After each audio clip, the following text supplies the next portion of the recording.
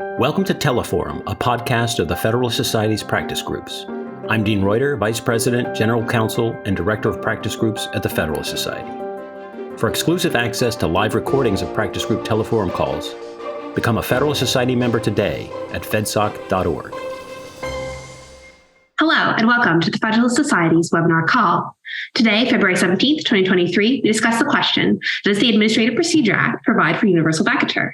My name is Kayla Kleist, and I'm an Assistant Director of Practice Groups here at the Federalist Society. As always, please note that all expressions of opinion are those of the experts on today's call, as the Federalist Society takes no position on particular legal or public policy issues. In the interest of time, we'll keep our introductions brief, but if you'd like to know more about any of our participants, you can access their impressive full bios at fedsoc.org. Today, we are honored to have with us as our moderator, the Honorable Judge Stephen Menasche, who has served the U.S. Court of Appeals for the Second Circuit since 2019. Prior to being appointed to the Second Circuit, he served as Special Assistant and Associate Counsel to the President in the White House and as Acting General Counsel in the U.S. Department of Education. He was also an Assistant Professor of Law at Scalia Law School at George Mason University and is a partner at Kirkland Ellis in New York City. I'll leave it to Judge Menasche to introduce our panel. One last note, throughout the webinar, if you have any questions, please submit them via the question and answer feature so we have access to them when we get to that portion of today's webinar. With that, thank you all for being with us today. Judge Menasche, the floor is yours. Thanks very much, and thanks to the Federalist Society for organizing this panel today. Today, our topic is the availability of universal vacatur under the Administrative Procedure Act. That is, whether courts may invalidate entire regulations for everyone in the country consistent with the APA rather than being limited to providing relief to the parties before the court. Given the rise of policymaking through regulation and some recent discussions about forum shopping among judicial districts, the stakes are potentially very high. And it's an issue the Supreme Court might address this term because in a pending case, United States versus Texas, which is about federal immigration policy, the question of universal vacatur under the APA is implicated. So to help us puzzle through these issues, we will hear from three distinguished panelists. I will introduce them in the order in which they'll speak, and then they'll each give us opening remarks, and then we'll open it up for discussion among the panelists and questions from the audience. So first we'll hear from Beth Williams. Beth is a member of the United States Privacy and Civil Liberties Oversight Board and a professorial lecturer in law at the George Washington University Law School. She served as Assistant Attorney General for the Office of Legal Policy at the Department of Justice from 2017 to 2020. Then we'll hear from John Harrison. John is the James Madison Distinguished Professor of Law and the Thomas F. Bergen Teaching Professor at the University of Virginia School of Law. In 2020, he published an essay in the Yale Journal on Regulation Bulletin called Section 706 of the Administrative Procedure Act does not call for universal injunctions or other universal remedies, an essay that's become influential in this area. Then we'll hear from Ron Levin. Ron is the William R. Offwine Distinguished Professor of Law at the Washington University in St. Louis School of Law. His essay, Vacatur, Nationwide Injunctions, and the Evolving APA, is forthcoming in the Notre Dame Law Review. So with that, Beth Williams. Well, good afternoon, and thank you very much to Judge Menasche and to the Federalist Society for inviting me. It's a pleasure to be on this panel with such distinguished scholars on this topic. Just to give the standard disclaimer, in case my agency's general counsel is watching, I'm not here in my capacity as a member of the Privacy and Civil Liberties Oversight Board, and any views expressed here do not necessarily reflect the views of the U.S. government, the board, or any other board members. So, on to the fun part. The oral argument in United States v. Texas in November was a very interesting one. As background, the state plaintiffs brought a challenge to the Department of Homeland Security's guidelines for the enforcement of civil immigration law. Essentially, the Biden administration has been trying to prioritize certain groups of unauthorized immigrants for arrest and detention. The states, on the other hand, are arguing that the guidelines are at odds with the bright lines or categories that Congress laid out. And the merits of the case are interesting, but for our purposes today, the focus is on the remedies discussion, and that's where some of the fireworks were. It's not often the chief says wow to an argument made by the Solicitor General. And there was some good-natured ribbing among the justices between those who belonged to the DC Circuit cartel, as Justice Kagan named it, and the other justices. The cartel, as it were, would be comprised of the chief, Justice Kavanaugh, and Justice Jackson, all of whom served on the DC Circuit before being elevated to the court. But of course, there's one more member of the court who also served on the DC Circuit, Justice Thomas. And it's not clear whether Justice Thomas shares the views of his fellow DC Circuit alumni on this issue. So what made the chief say, wow? Well, the Solicitor General advocated a very different interpretation of the meaning of set aside in the Administrative Procedure Act than the DC Circuit, or really most anyone, had taken before. Section 706 of the APA provides the reviewing court shall hold unlawful and set aside agency action, findings, and conclusions found to be in violation of 6 listed standards of review, among which, of course, is if the court finds the action to be arbitrary and capricious. For decades, the DC Circuit has taken set aside to be the equivalent of an authorization for the courts to stand athwart the administrative state yelling stop. And for many people who have issues with the size and insulated power of the administrative state, that's a good thing. In many ways, the APA and the changes of presidential administrations have provided the only meaningful checks on the actions of regulators. But originalism.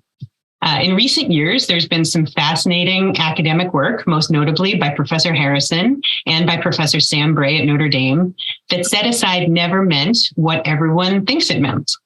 Did Congress, when it passed the Administrative Procedure Act in 1946, with a very different administrative state, mean to give a district court judge the power to completely strike down or vacate regulations as to everyone?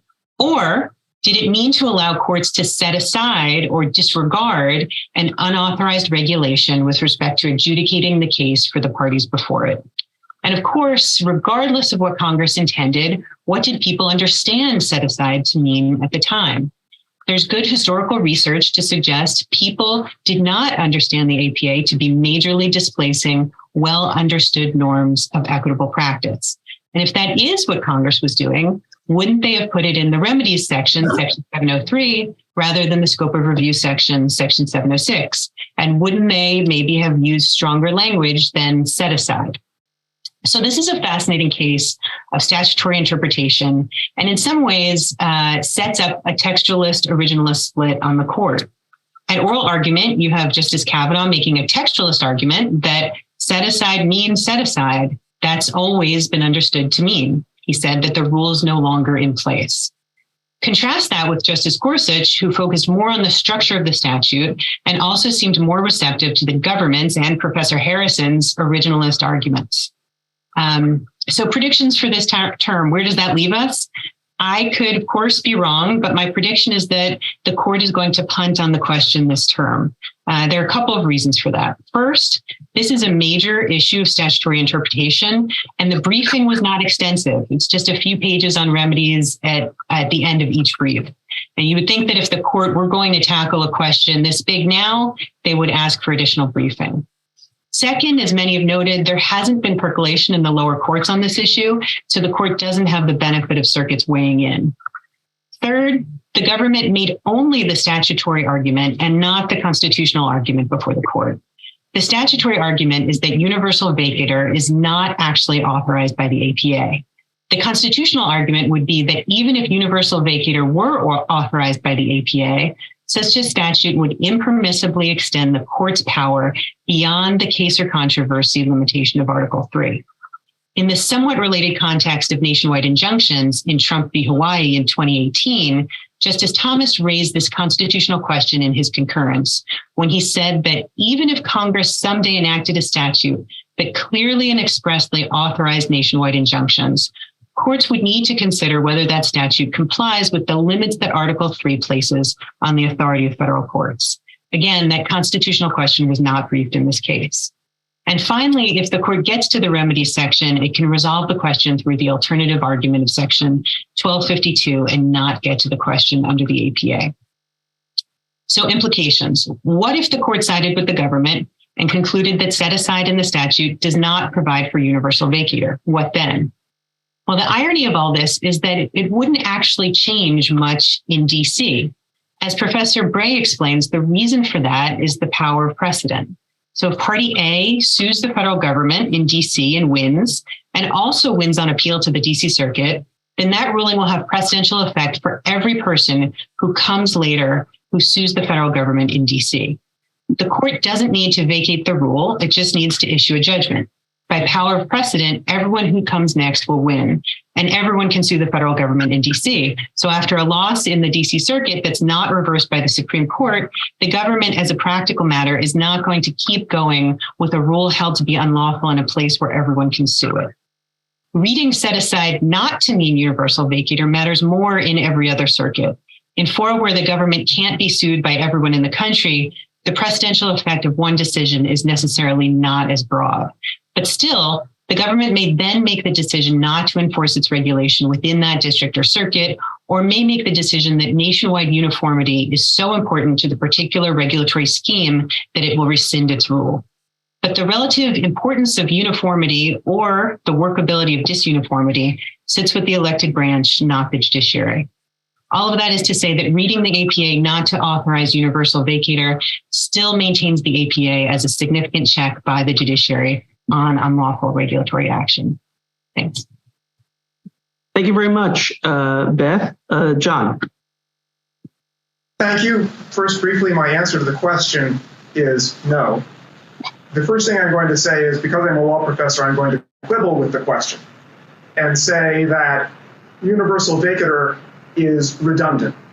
The interesting thing about vacatur is that the lower courts have come to see it as a remedy distinct from other remedies, and in particular distinct from injunctions against enforcement, distinct from declaratory judgments, and vacatur as a distinct remedy intrinsically is universal because it operates on the legal status of what the agency has done, and therefore operates as to everyone. An injunction against enforcement, by contrast, can be universal, can tell the agency not to enforce against anyone, but doesn't have to be universal. That is governed by principles of federal equity, I think. Whereas the interesting thing about vacatur, if it's available, is that it's always universal. And a large part of the argument here is the idea that by calling for that kind of remedy, not just injunctions and declarations, the APA sort of pretermits the whole argument about whether universal remedies are appropriate by creating universal remedy and calling for it. So it's important to keep straight the distinction between remedies that might be universal, notably injunctions, and the idea of vacatur, which has to be universal because of the way it's conceived. Second, my substantive claim is that the argument that the APA itself resolves this question in favor of vacatur is incorrect. Rather, the APA doesn't contain any of the law of remedies. It points to other sources of the law of remedies. It does so most notably in 5 U.S.C. Section 703, which describes the system of judicial review, divides the world into special statutory review and other forms of proceedings for review. Special statutory review is conducted pursuant to specific statutes that usually provide for review directly in a court of appeals. There are a lot of statutes like that. There were already several when the APA was adopted. Some of them use the word set aside. Some of them will say set aside. My claim is they mean whatever they mean. The reference to the use of set aside in Section 706 doesn't add anything to that, nor does 706 change anything in the other forms of proceeding, notably the suits for injunctions, declaratory judgments, damages, habeas corpus, all of which are listed in Section 703. They all have their own law of remedies, and the place to look for whether a universal remedy is available is in that body of remedies. Some of the proceedings with their associated remedies that are referred to in Section 703 clearly are remedies that are specific to a party. Habeas is on the list. The remedy in habeas is for the petitioner to be released from confinement. Damages are on the list. The remedy for in damages is an award of damages to the specific party. Declaratory judgments are on the list. Declaratory judgments declare the rights of parties, but injunctions are on the list. Maybe injunctions can properly be universal, maybe not, but that's a question about the law of injunctions. It's not a question about the APA. That then raises the question, that's basically a structural observation about the way APA judicial review is set up. It's divided into these categories, and each one has its own law of remedies. That raises the question, what about Section 706? There's no indication that Section 706 was designed to change all of those other components of the law of judicial review. Section 706 doesn't reach into into special statutory review provisions and say, stop doing whatever that statute was doing and now do what Section 706 means by set aside. Section 706 doesn't change what goes on in habeas. It doesn't change what goes on in a declaratory judgment proceeding. Declaratory judgment proceedings are governed by the Declaratory Judgment Act. So what does set aside in Section 706 mean? I think it means one of two things. I think the best reading is that it means what set aside sometimes means in other contexts: put aside, disregard, don't decide in accordance with, and then go on and do whatever the court should do. That matches Section 706, which is about scope of review, and tells the courts what issues they are supposed to decide, what issues they are to leave to the agencies. And Section 706, read that way, tells the courts, here is what you decide for yourself. And if you decide that the agency is on the wrong side of the law, then don't decide in accordance with what the agency has said. Another reading, I think the second best reading, because maybe, I don't think so, maybe Section 706 refers to remedies in some sense when it says set aside. The other possibility is that's a generic place mark for whatever is the appropriate remedy. So once again, Section 706 points back to special statutory review proceedings, points back to injunctions, points back to the Declaratory Judgment Act, for example, but that's where the answers are found. They're not found in Section 706. So that's why I say the attempt to look to the APA for the answers to these questions is unavailing. The answers are found elsewhere. There are bodies of law that answer this question, but it's not the APA. Okay, thank you very much, John. Ron. Okay, well, let me start off with where I agree with John. I agree that universal vacatur is a redundant term because vacatur means, by definition, applying across the board. However, his answer to the question posed in the title is incorrect. The correct answer is yes, and I will try to explain why that is so. It's true that when the APA was adopted, most judicial review of agency action occurred in regard to adjudication, and substantive rulemaking was relatively uncommon until the 1970s. So the idea of using the APA to invalidate an entire rule may not have been specifically contemplated by the drafters. But I think Congress had intended to provide the courts with sufficiently broad remedial authority to keep up with emerging challenges. And in this instance, the set-aside language of 706 is very broad anyway, so there's no real tension between the literal words of the Act and the manner in which they have used it over the decades.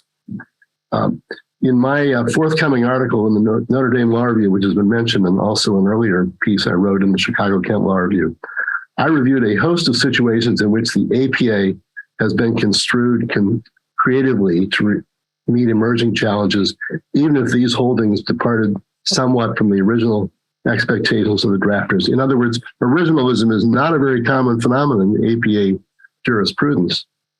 So in particular, as rulemaking has emerged as an important force, the courts have recognized the need for controls over the rulemaking process. So standing has been broadened beyond what the APA's text says. We have the hard look doctrine, which was certainly not commonplace in 1946. The practice of requiring that the factual premises of a rule have to be based on the administrative record. The idea that agencies have to reply to material comments they received during the rulemaking. Those things are not in the text. They were not in the original expectation, but they've come to be accepted as part of our culture and administrative practice. And I see vacatur as being in a very similar light. In fact, I go on to argue in my paper that a court's ability to nullify a rule in its entirety is a practical necessity. Why is that? Well, think about applying an injunction that applies only to one plaintiff in an extensively regulated industry governed by a host of complex rules. If a single company, one pharmaceutical manufacturer, one airline, one pipeline company obtains judicial review and is told, all right, you don't have to comply with a rule, but nobody else does, the result is that everybody else has to continue to comply. The result is a chaos. If the rule is going to be revised, it has to be revised to apply to all the similarly situated companies in this type of situation. And furthermore, the reviewing court is not entitled to specify just how the rule should be revised, because that would invade the agency's responsibilities to execute the law. So we need to be talking about a remand, not piecemeal relief for an individual plaintiff. And the rule is either going to be remanded or not remanded. So the courts have very sensibly interpreted Section 706 to allow vacatur. And it's a basic premise of administrative law practice. In cases that are familiar to us all as foundational cases in administrative law, Chevron, State Farm, Brown and Williamson, the tobacco case, American Trucking, Regents, the recent Dreamers case, all these presuppose that if the challenger wins, the rule would be set aside in the sense of nullified. So it's not just the DC Circuit. This is part of what administrative law practitioners have accepted for a long time. It would be deeply revisionist to depart from it. Now, I want to add that I think courts have, and they should have, discretion to decide whether and when to issue a vacatur or a nationwide injunction. Admittedly, the language of Section 706 seems to present a problem in that regard because it says a court shall set aside agency action that flunks one of its review criteria. But the answer I've given in my work is that the word shall should not be read literally. The cases don't read it literally.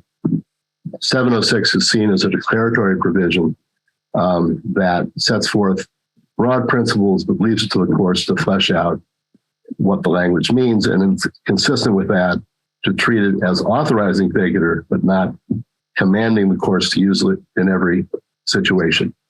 Now, I've got some ideas about how courts can use that discretion to damp down the ill effects of nationwide injunctions, and we can talk about those in the discussion period. But for now, I'm just going to stand on my claim that vacatur is at least lawful under the APA. All right, thank you very much, Ron, for an interesting discussion. I want to remind everybody in the audience that if you have any questions for our panelists, please use the question and answer function and write the question in there, and I'll read it for the group. But let me ask, I had this question just to John, who seemed to say it's possible to understand 706 as providing some remedies in some sense. So 706 does also say, in addition to the set aside language, that reviewing court should compel agency action unlawfully withheld. Does that not suggest that 706 is about remedies? Is that not a remedy that you would get in an APA challenge? Good question. First, that appears in Section 706.1. The hold unlawful and set aside language is in Section 706.2. 706.1 is about agency inaction. 706.2 is about agency action. I think that structural difference gives a reason to think that Section 706.1 does have something to say, although it's completely generic. It just means give whatever affirmative relief is appropriate. Some reason to think Section 706.1 has a reason to address the question of remedies at a very broad level, very high level of generality, because it's reiterating the point that might otherwise not be clear, which is that should a court give any affirmative relief at all? For example, when an agency has failed to regulate, should a court say, yes, the agency must regulate? That's a sufficiently questionable matter that I can imagine why Congress would want to underline that and say, and yes, give whatever is the appropriate remedy. I think there's a difference between Section 706.1, Section 706.2, and even if there isn't, that reference to remedies in Section 706.1 is completely generic. It just means give whatever remedy is appropriate, and indeed, Section 703 names an appropriate affirmative remedy, which is a mandatory injunction.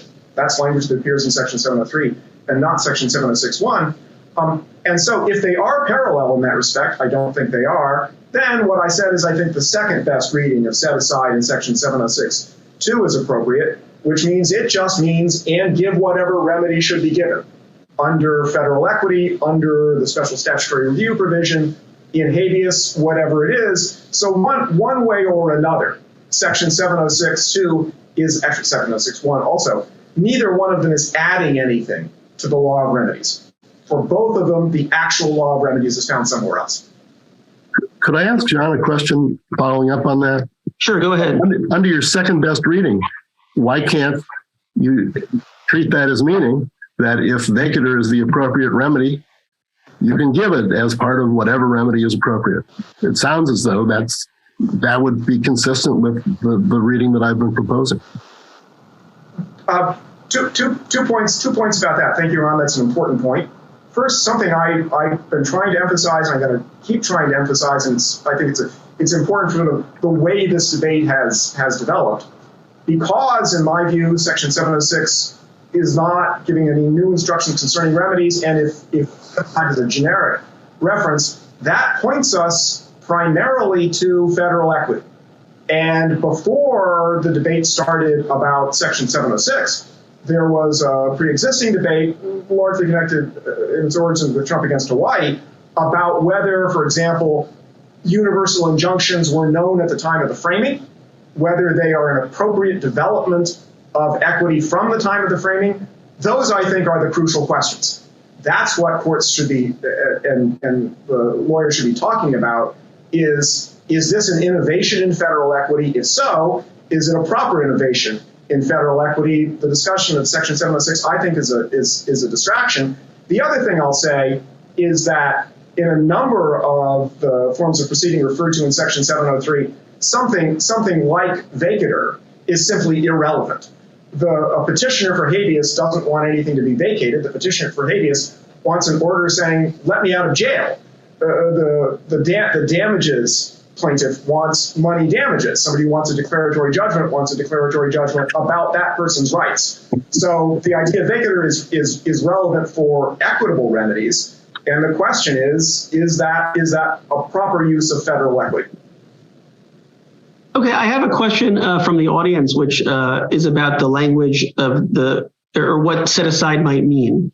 And so it cites the question cites Black's Law Dictionary from 1944 and says to set aside a judgment, decree, or award or any proceedings is to cancel, annul, or revoke them at the insistence of a party unjustly or irregularly affected by them. And the questioner says, it seems to me this is an argument against Professor Harrison's point that there is no evidence set aside meant to act upon the agency action itself. Sure, the definition suggests Abbott Labs overextended 706 relief, but that isn't a textualist attack on set aside, rather frustration with Abbott Labs. And so I guess maybe I'd ask two questions about that. So one is the problem the expansion of pre-enforcement review from Abbott Labs? And second, if set aside meant to annul or cancel a judgment, if at the time of the APA, everybody expected agencies mostly to regulate through adjudication, is it just the emphasis on rulemaking now that asks them, that is the cause of the problem? But if the statute is asking the court to sit in judgment over a rulemaking the same way it would over an adjudication, doesn't that suggest there's a power to annul the underlying action, which here would be a rulemaking? I hope that wasn't too complicated, but does anyone want to? Maybe it seems like it's directed to John first, and then we'll get reaction from everybody else. Let me start about that. And the first point I want to make about that is, yes, that is one of the things that set aside could mean at the time of the APA. It's one of the things that set aside can mean today. And it's one of the things that set aside may mean in the various special statutory review provisions that use those words, set aside. So yes, that's possible. The question, though, about Section 706, too, is what does set aside mean in a provision that governs the whole gamut of proceedings for judicial review, in some of which that kind of remedy that might be thought to act on the agency's action is not relevant, like damages and habeas and declaratory judgments. So for structural reasons of the APA, that understanding of set aside can't be appropriate in Section 706.2, even if it's appropriate elsewhere, including in some special statutory review provisions. I think it's also true that part of the story here about how that language got into Section 706, originally 10E of the APA, is that when the APA was adopted, although there were rules, the focus was much more on adjudication. And it is possible to imagine a remedy in an adjudication, that operates both on what the agency has done and specifically on the relations between the parties. Because when an agency does an adjudication, it binds that particular party. And so dissolving what's normally called an order, that is to say, depriving it of its legal force, might also not have effects beyond those of the parties. So it's as you're suggesting, it's very important to keep in mind the difference between adjudications and regulations, and the predominance of adjudications at the time of the APA. I think it's also true that Abbott Laboratories has changed the focus of review of regulations to the pre-enforcement context. And in the pre-enforcement context, a remedy like something like vacatur seems more appropriate. And so I think the courts and the lawyers have sort of tended to forget, post-Abbott Labs have tended to forget a lot of the other forms of proceeding, and have forgotten the fact that Section 706 has to be understood so that it can apply to all of them. Any other panelists want to weigh in on these questions? Sure, I can, although maybe Beth wants to speak to this. If not, I will go for it. Okay, well, so in the first place, surely people have understood set aside to mean nullify in a number of contexts that are really not controversial. In the adjudication context, which has been pointed out, was the usual context in the initial decades of the APA. People understood that if an adjudicated order is found to be unlawful, the court would nullify it. I think John has indicated in his writing, and I think maybe today, that in case of special statutory review provisions for rules, set aside was understood to mean you can kill the rule and it's gone. So what do we do then about cases that are reviewed under the APA but not under a special review provision? I think that the adaptation to Abbott Labs has been a sensible one. And given that Abbott Labs has been on the books for a long time and really is not controversial on its own terms, you would expect that people would apply the APA in a manner that responds to it. If you have a pre-enforcement review proceeding where you're just asking the court to get rid of the rule itself, it's pretty hard not to think that sometimes vacatur is the only sensible remedy. Think about Chevron. The question is, can the EPA define stationary source to mean an entire facility rather than a particular piece of equipment? Are you going to say there's one answer for one company that sues and another answer for a company that didn't sue? That would make no sense. They've got to treat it as a whole. And so it's been a necessary adaptation, I think. I also want to speak to the Section 703 point. Section 703 says that the court may resort to any applicable form of legal action, including the particular ones that are listed there: declaratory relief, injunctive relief, and habeas. It sure doesn't sound as though they're ruling others out. In the legislative history, including was glossed as such as. So why can't it be the case that a remedy that wasn't specifically contemplated is now read into the APA? As I said before, originalism is just not a common feature of APA interpretation, and I wouldn't expect that it should be in this instance. Yeah, so Beth, what about that point? So Ron says that it was a necessary adaptation in the way the cases have evolved and our practices have evolved in administrative law. I think based on the Chief Justice's questioning and oral argument, it would be disruptive to say that that's not what the APA means. So why are the benefits of the kind of disuniformity or the case-by-case adjudication, why does that outweigh the disruptive effects of reconsidering the precedents? Yeah, that's an excellent question. And I think Ron made a really good point at the outset that there's lots of different elements of current administrative law practice under the APA that are atextual, right? And then if developed through common law and through judicial orders, and maybe this is not that different, and maybe this power or this reading of set aside has grown up in order to provide a natural check post Abbott Labs and to kind of match that type of pre-enforcement review. But practically, I think it's a question not only of what will be the implications if it is read this way, but who's in the best position to decide what the implications should be, right? And so if a court, a judge, adjudicates a claim against a single plaintiff and assume it's not in the DC Circuit and it's not, the court doesn't strike down the rule,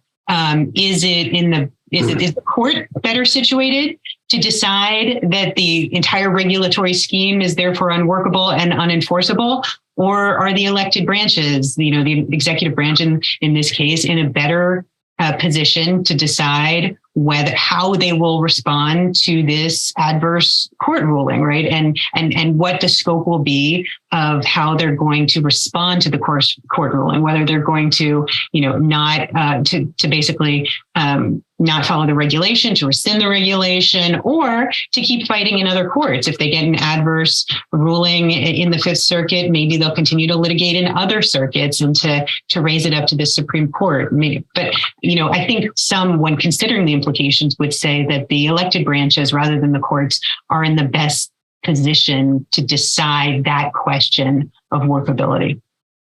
All right, thanks. I have another APA textual question for John. And the question is, 705 authorizes courts to issue all necessary and appropriate process to postpone the effective date of an agency action. And 551.13 defines agency action to include rules. So if 705 authorizes courts to postpone the effective date of an agency rule, couldn't 706 refer to vacatur of an agency rule as well? Once again, I think the possible seeming parallel is not a real parallel. Section 705 is about preliminary relief, and hence is saying something about remedies. One interesting thing about Section 705 is that it has that slightly convoluted language, all necessary forms of process, which quickly became understood to mean an injunction. That is to say, something governed by the law of injunctions. So even Section 705, which does point to remedies, then points to the law of injunctions. Whereas Section 706 is largely about another issue, and it's about a very important issue. It is titled Scope of Review. It was titled Scope of Review when the APA was adopted. It still is today. And that question that Section 706 is about, that Section 705 is not about, is of fundamental importance, and again suggests that 705 and 706 are not that much parallel, because 705 is on a topic that is much more about remedies than Section 706 is. Okay, thanks. I have another question. The questioner says that several of the panelists have premised the arguments on the idea that vacatur is inherently universal, and notes Jonathan Mitchell in his writ of erasure fallacy article suggests the possibility of geographic severability. And the question is, can vacatur be subject to geographic severability in the same way that an injunction can? And if not, why not? And that's related to another question we had, which is, could it be that a federal court might vacate a rule, but only within its geographic boundaries? And maybe that would allow for some containment of the practice and allowance for different views. So I guess maybe I'll start by asking Ron, because you said you had some proposals for how this should be handled. And it does seem like did you recognize it shouldn't be done in every case? And so what about geographic limitations or other limitations? And I'll ask the other panelists if they have proposals along those lines as well. Right. So I think, I would start off by just saying on a semantic level, we would more likely refer to that type of relief as granting a limited injunction, not a nationwide injunction. And there's no tension with the concept of injunctions there. Vacatur, I think, is more commonly described as across the board. But that's only a semantic point. On the substance, yes, I think that there should be situations where an agency, where a court should say it is feasible in this situation to limit the scope of our injunction to our circuit so that other circuits would have a chance to weigh in. We don't want to preempt them by giving nationwide relief. And where that is workable, I think they should do it, because nationwide injunctions do have perverse effects in a number of ways.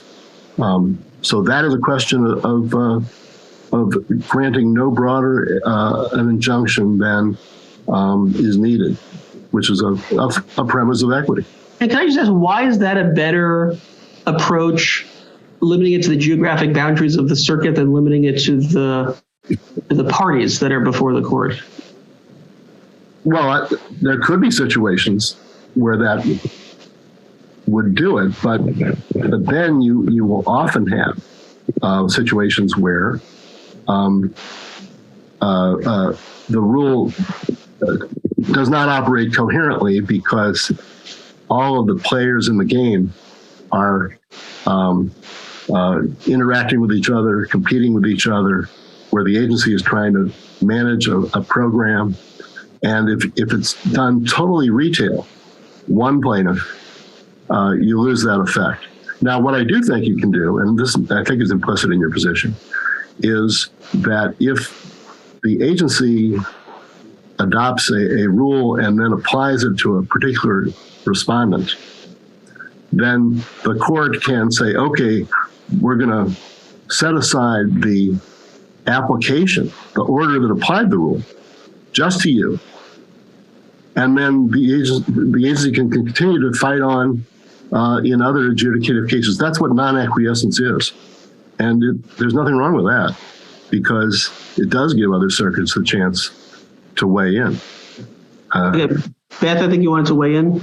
Yeah, I was just going to say, I think, just to put a point on it, I think that what we're saying is that vacatur is necessarily universal, but injunctive relief is not necessarily universal. And so if a court is vacating something, they're vacating the rule as to everyone, but they wouldn't have to do that. So if they're deciding the case just in the as to the parties before them, the operation of a precedent would control anyway, and that would have natural geographic limitations. So even if you were deciding the case with an injunction just as to the party before you, that case went up to the Fifth Circuit and the Fifth Circuit agreed, the injunction by precedent would only apply in that circuit. Now that's different for the DC Circuit, as I was talking about, because anybody can sue the government there. John, you want to say something?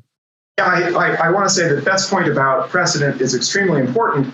And one practical application it has is that if this is a good way to go, and maybe it may be as a matter of federal equity, it's something the courts of appeal should do and not something the district courts should do, because it's the courts that circuit precedent, and the district courts don't do that. And as for nationwide uniformity and the practical imperatives that Ron's been talking about, let me point out that there are a lot of important areas like the interpretation of federal criminal statutes where there is not nationwide uniformity, where it can be years when an important statute has a different interpretation in one court of appeals compared to another. That's unfortunate, but it brings with it the benefits of percolation, and those are real. So yes, there is a practical case for nationwide uniformity, but it's not a laydown, I don't think, because in other areas, the legal system manages with that in order to achieve other good things. Yeah, so let's ask about the question of percolation and non-acquiescence, because I have a question from the audience about inter-circuit non-acquiescence. And so the question is, what bearing does this debate have on inter-circuit non-acquiescence? The general understanding is that if, say, the Second Circuit finds a regulation invalid, the agency might still enforce it elsewhere and give other courts of appeals the chance to consider and perhaps uphold the validity of the regulation, and that process has systemic benefits, including percolation. If one accepts that, does that have implications for whether courts can or should vacate a rule altogether? And Ron, in his last answer, suggested that inter-circuit non-acquiescence is limited to cases where you can vacate an order applying a rule to somebody. But is that a more limited conception of inter-circuit non-acquiescence than maybe you'd advocate, Beth or John? I don't know. Why don't we say Beth? Yeah, I mean, that obviously, can play an important role, but I would just say that, I don't know if you would need that if you read set aside in the way that Professor Harrison is explaining, and now the Solicitor General in the United States government is explaining. It's up to you can imagine. In my previous role as the Chief Regulatory Officer of the Department of Justice, you can imagine that the United States government, there would be plenty of situations where that they would choose a regulatory scheme where that they would feel that it was important to enforce it, even if they didn't do so uniformly. And so I would think that you would want to allow as much percolation as possible and not have one district court judge be able to shut down everything immediately. So you should have as much percolation as possible. We just disagree on what's possible. Yes, so I think where the traditional role of non-acquiescence is in context of adjudicative orders, so Social Security cases, immigration cases, and tax cases and the like. Those are situations where the agency the court isn't wiping out the rule. They're saying the order that applied the rule is invalid, and other circuits can take a different view because the rule is still on the books. On the level of regulations, well, if it's adequate to give declaratory relief, that wouldn't shut off other circuits. Also, I have proposed in my paper that there should be a presumption that a nationwide injunction should be stayed pending appeal, not instituted immediately, and the stay would give other circuits time to weigh in. So those are practical accommodations. But at the end of the day, there are times where the only meaningful relief is to say that we find this rule to be invalid and it has to either stand or fall for the entire industry.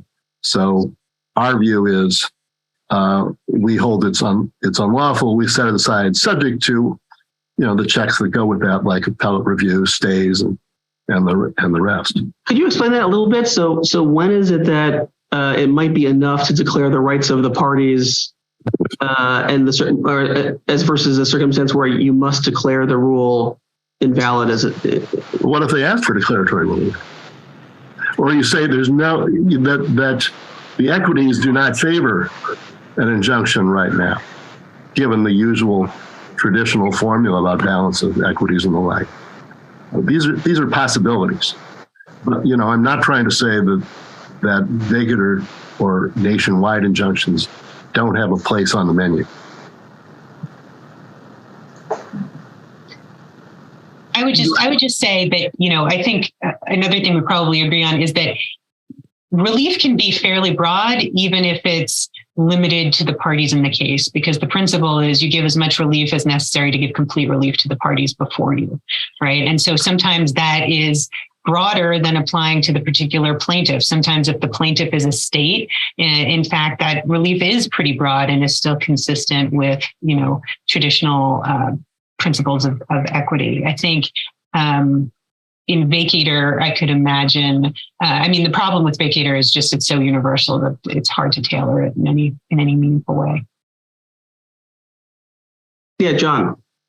Yeah, I think what we're now talking about is what's good federal equity practice. And I think that's the right question. I do think that for regulations as well as adjudications, there's a place for non-uniformity, for inter-circuit non-acquiescence because of the benefits of percolation.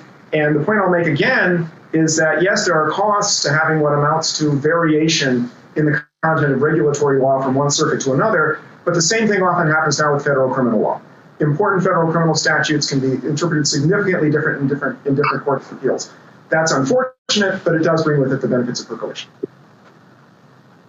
So I have another question from the audience. Can offensive non-mutual collateral estoppel solve the problem of district courts? That is, if a district court finds a rule invalid and enjoins its enforcement against the plaintiff, can future plaintiffs come along to invoke that judgment in the same district court?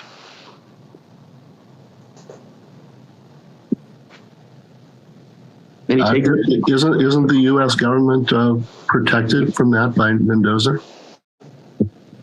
I think it doesn't usually apply to the U.S. government. Yeah. So on some other panel, that would be a great answer, but I think on this one, it doesn't work. That too would be a change here in the unwritten federal law of collateral estoppel. Yeah, right now it doesn't work that way against the government. I think that would be a major change, the kind of thing that should, to pick up on saying that's the kind of change that should be done by Congress, rather than by the courts on their own hook. Are we losing does the practice of the universal, I take it that the advocates of, or the opponents of universal vacatur would also say that we're losing the benefits of the prohibition on non-mutual offensive collateral estoppel against the government by having universal remedies, right? Yes, it's an end run around it. Right, so if we recognize the Mendoza principle, is that again an argument against finding the universal remedies? Like, how do you reconcile the Mendoza principle with your position, I guess, Ron? Well, so the legalistic difference is the difference between an adjudicative setting and a rulemaking one. But the broad principle is, yes, there's a tension between them, because if a court vacates a rule and institutes it nationwide, then that's going to mean no other court can deal with it, and that's a cost in terms of the potential benefits of percolation. So it should be rationed and limited to situations where you really need it. But I'm suggesting there are situations where you really need it, because it would just have a great deal of confusion and inequity if you instituted it to fewer than all the relevant parties. I mean, if you have, State Farm seatbelt rule, do you really want an injunction that says, okay, so the policyholders of State Farm get to keep the Carter administration rule, but everybody else is governed by the Reagan administration's rule? You just can't have a regulatory regime like that. So there are times where it's got to be all or nothing, and if that means that the first court triggers the dispute up to the Supreme Court, that is a cost. Well, can I just ask about that also? So you say that you can't have a regime like that, but the agency would still be allowed to stop enforcing the rule across the board if they thought a patchwork rule was unworkable, right? So I think this is a point Beth made earlier. Isn't the question just who gets to decide, who should decide to what extent the regulation should be applied in a disuniform or uniform manner? Is it the court or is it the agency? Well, I do think you should give the agency flexibility in a number of ways. I mean, some of what I said in my opening talk was that it is primarily the job of the agency to fix the rule on remand if the court has found an error in it. And so the court can't dictate what that's going to be. They have to leave it to the agency to do it.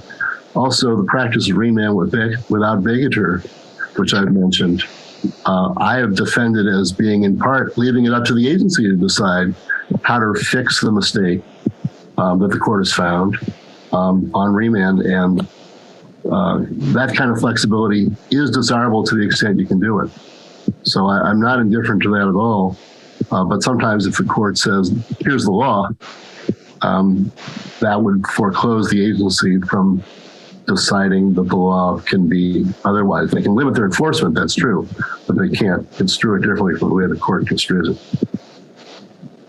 I'd like to go back to an earlier point that came up. So in her opening remarks, Beth made the point that the government was making a statutory argument, but not a constitutional one. That is, whether Article 3 would allow Congress to provide for universal vacatur. So I'm curious about John's position on this. So is your position that the APA doesn't authorize universal vacatur, but if Congress did authorize it, that would be a permissible use of Congress's authority, or is there a constitutional limitation on this kind of relief? I'm not 100% sure about what I think on that, but I do think this. I do think that there are probably reasons for Congress, if it decided to authorize courts to do this, there are reasons Congress might have to do that that probably would make it permissible under Article 3, although I'm not sure, in large part because there's a long-standing equity principle that a broader injunction is permissible when it's necessary to give complete relief to the actual party. And that may be what's underlying the assumption in Section 705 that stays of regulations are generally operate as to everyone, although I'm not sure that assumption has been thought through as well as it should have been. And so I can see the courts saying, yes, Congress has made a judgment here that this kind of broad relief is necessary so that actual parties will get what the parties are entitled to. So I suspect that's probably permissible. I haven't completely thought that through, so I don't really have developed. Could I add one other thing, which is that under special review statutes, Congress has for decades authorized a court to set aside a rule in its entirety if they find it to be illegal. And this was true well before the APA was adopted. There were cases involving the Interstate Commerce Commission and the Federal Communications Commission in which the legislation provided for it. And the court said we would do it if the challenger wins. And these cases were called to Congress's attention when the APA was under consideration. With 100 years of track record, I think it's a little tardy to suggest that it's beyond Congress's power to authorize a rule to be set aside in its entirety. I think structurally, though, what you're seeing here from a larger perspective is as the regulatory powers grew, the regulatory check grew, and the check grew in the judiciary and not in Congress. And so you have, potential legislation like the REINS Act, which would provide checks on the regulatory state that are beyond the parties to a case, right? That are to entire rules and not in specific cases. I think the constitutional question is interesting. The constitutional question was raised in the Attorney General guidelines that were issued in 2018. And as far as I know, those guidelines are still in effect. That's one of the few things the Biden Justice Department has not rescinded. And I think those were probably guiding some of the arguments that were made, along with Professor Harrison's academic work in the SG's arguments. So we have a question about this constitutional argument, which is the following. Congress can assign certain cases to one court. The Federal Circuit has some cases that no other circuit court hears. Unless that's unconstitutional, how can it be that Congress lacks the authority to pass a universal vacatur statute? Would that be the same principle if Congress could restrict it to one court? Why couldn't they authorize one court to give an answer for the country? I think the argument is case or controversy in Article 3, right? So even if Congress passed a statute, the argument would go they're not allowed to pass a statute that conflicts with Article 3, which limits the judiciary to deciding cases or controversies. I think that's what Justice Thomas was referring to in his concurrence. Let me say on that, I have maybe a minority position. I think Congress can legislate concerning the rules of precedent in the federal courts. And so I think that Congress can say that, if one federal court of appeals makes a decision, that it's precedential for all the other federal courts of appeals. I think Congress can do that. Many people, I think, would say Congress can't legislate about that.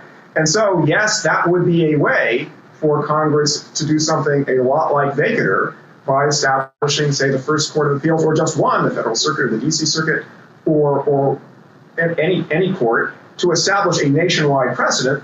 That, like changing the rules of collateral estoppel, would be a substantial change in what I think for Congress and not for the courts themselves.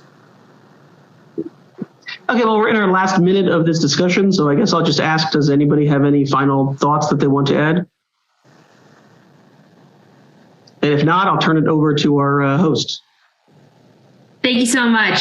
Sorry to cut the discussion. I know it's been really, really good. On behalf of the Federalist Society and myself, I want to thank our experts for the benefit of their valuable time and expertise today. I want to thank our audience for joining and participating.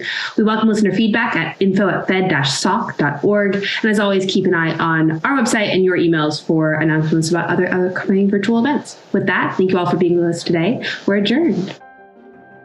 Thank you for listening to this episode of Teleforum, a podcast of the Federalist Society's practice groups. For more information about the Federalist Society, the practice groups, and to become a Federalist Society member, please visit our website at fedsoc.org.